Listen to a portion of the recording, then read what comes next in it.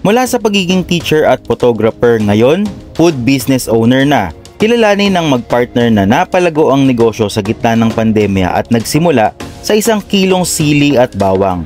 Alamin ang kanilang inspiring story at ano ang kanilang narating pagkatapos ng 4 na taon sa negosyo. Pakinggan ang kanilang kwento sa Thursday Business Stories sa ating YouTube channel. Abangan!